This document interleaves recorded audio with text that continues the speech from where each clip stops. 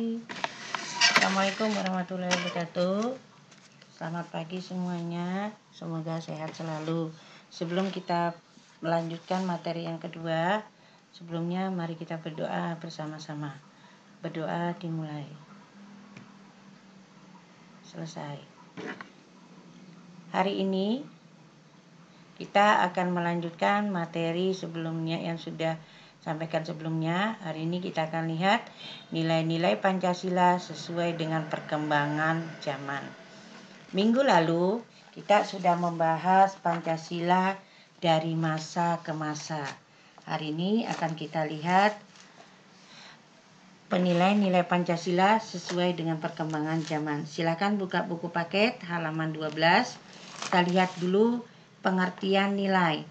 Nilai di sini bukan berarti dalam bentuk angka. Nah, tapi dalam hal ini nilai yang dimaksud di sini adalah sesuatu yang sifatnya berharga. Nah, tokoh Notonegoro membagi nilai menjadi 3 macam, yakni ada yang dinamakan dengan nilai material, yakni sesuatu yang berguna bagi yang namanya manusia. Nah, nanti nilai apa saja yang berguna itu apa saja nanti kita akan lihat. Kemudian ada nilai vital, yaitu sesuatu yang berguna bagi manusia untuk dapat melaksanakan kegiatan atau aktivitas. Kemudian ada nilai kerohanian, yakni segala sesuatu yang berguna bagi rohani. Nilai kerohanian ini dapat dibedakan menjadi 4 macam. 1. Nilai kebenaran. Nilai ini bersumber pada akal manusia atau rasio, budi, dan cipta. Kemudian ada nilai keindahan. Nilai keindahan atau nilai estetis. Nilai ini bersumber pada unsur perasaan manusia itu sendiri. Kemudian ada nilai kebaikan atau nilai moral. Ini adalah nilai yang bersumber pada unsur kehendak manusia. Terakhir ada nilai religi. Nah, ini merupakan nilai rohani tertinggi. Nilai ini bersumber pada kepercayaan atau keyakinan manusia. Nah, kemudian fungsi daripada nilai-nilai ini nanti itu apa saja?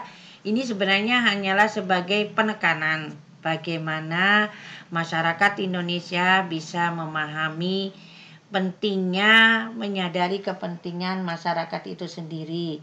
Artinya dalam hal ini kita bisa belajar melihat bahwa dalam kehidupan bermasyarakat itu kita harus lebih menghargai orang lain. Nah, kemudian kita lihat yang kedua, hakikat ideologi. Kita lihat dulu pengertian daripada ideologi. Ideologi berasal dari kata idea yang berarti gagasan, konsep, pengertian dasar. Kemudian ada cita-cita adapun logos berarti ilmu. Nah, kalau diambil kesimpulan, nah di sini digambarkan bahwa ada beberapa pengertian mengenai ideologi. Menurut Horton dan Held, ideologi itu merupakan suatu sistem gagasan yang menyetujui seperangkat yang namanya norma. Namun dalam hal ini memang pengertian ideologi ini belum ada yang bisa dipatenkan, dalam artian masih banyak pendapat-pendapat yang lainnya. Nah, kita lihat apa sih fungsi daripada ideologi bagi antara lain. Pertama, ideologi menjadi pedoman bagi individu masyarakat. Kemudian bagi bangsa untuk berpikir bagaimana melangkah dan bertindak sesuai dengan aturan yang ada. Kemudian ideologi juga menjadi kekuatan yang mampu memberi semangat, motivasi bagi individu, masyarakat, dan bangsa untuk mencapai sebuah tujuan. Nah, ideologi juga menjadi upaya dalam menghadapi berbagai persoalan masyarakat dan bangsa dalam segala aspek kehidupan. Nah, di sini digambarkan bahwa menurut Kellen, ideologi itu ada beberapa bagian. Ada yang dinamakan dengan ideologi terbuka, kemudian ada ideologi tertutup. Nah, menurut menurut tokoh Kailan 2005 ini, beliau mengatakan yang namanya ideologi terbuka adalah nilai dan cita-citanya tidak dapat dipaksakan dari luar.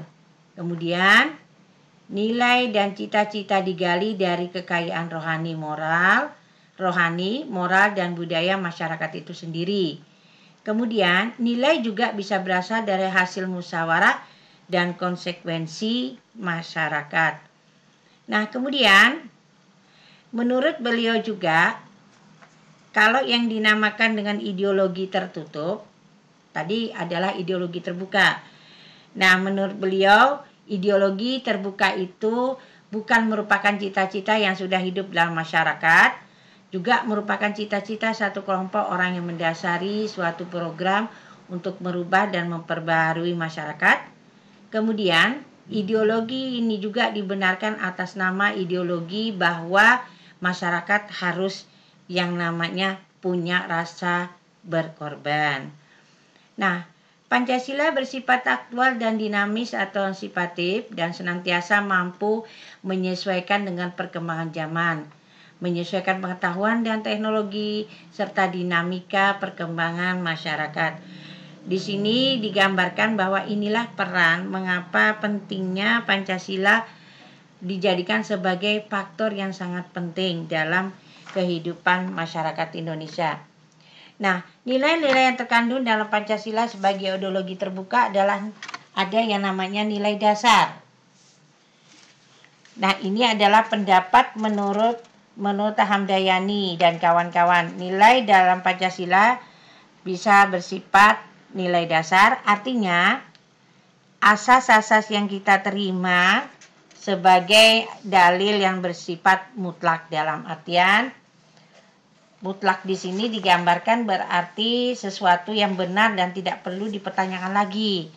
Lah, nilai-nilai dasar dari Pancasila ini ada 5, ada nilai ketuhanan, ada nilai kemanusiaan, ada nilai persatuan, nilai kerakyatan, dan nilai keadilan.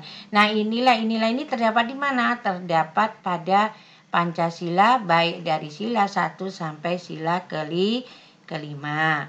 Kemudian ada nilai instrumental, yaitu nilai yang berbentuk norma sosial dan norma hukum yang selanjutnya akan terkristalisasi dalam peraturan masyarakat Indonesia. Kemudian ada nilai praktis, yakni nilai yang sesungguhnya kita laksanakan dalam kenyataannya. Nah, nilai ini merupakan batu ujian apakah nilai dasar atau nilai instrumental itu benar-benar hidup dalam masyarakat Indonesia. Nah, kemudian ada beberapa ideologi. Nah, ideologi terbuka ini secara struktur Pancasila punya dimensi. Ada namanya dimensi idealistis. Ini dikemukakan oleh Al-Hakim dan kawan-kawan tahun 2016. Dia mengatakan bahwa sebagai ideologi terbuka ada yang namanya struktur Pancasila itu memiliki dimensi idealistis. Artinya, atau umumnya dikenal masyarakat itu dimensi idealisme. Di sini digambarkan dalam Pancasila ada nilai dasar yang terkandung dalam Pancasila yang sifatnya sistematis. Ada rasional, kemudian ada yang sifatnya menyeluruh. Ini terkandung dalam sila-sila Pancasila, yakni ketuhanan, kemanusiaan, persatuan, kerakyatan, dan keadilan. Kemudian ada dimensi normatif. Dalam Pancasila ada penjabaran nilai yang terkandung dalam Pancasila dalam suatu sistem norma kenegaraan yang lebih operasional. Karena itu Pancasila berkedudukan sebagai norma tertib hukum yang tertinggi dalam negara Indonesia. Kemudian ada dimensi realitas. Dalam Pancasila di sini gambarkan ideologi harus mampu mencerminkan realita yang hidup dan berkembang dalam masyarakat. Nah, perwujudan nilai Pancasila di bidang politik itu kita Nanti bisa melihat kembali berbagai macam hal. Nanti minggu ini materi yang kita sampaikan cukup sampai di situ. Nah, kamu coba bandingkan dari beberapa ideologi-ideologi yang ada tadi. Nah, seandainya dari penjelasan tadi ada yang menurut kalian yang dianggap masih bisa dimasukkan dalam ideologi terbuka dan ideologi tertutup, Ibu beri kesempatan buat kamu untuk untuk meresumnya, dalam artian untuk mencari nilai-nilai yang terkandung dalam hal tersebut. Untuk jawaban silahkan mengirim ke Ibu lewat WhatsApp-nya. Demikian dari Ibu, lebih dan kurangnya mohon maaf. Assalamualaikum warahmatullahi wabarakatuh. Oke, sebelumnya kita berdoa penutup terlebih dahulu. Berdoa dimulai.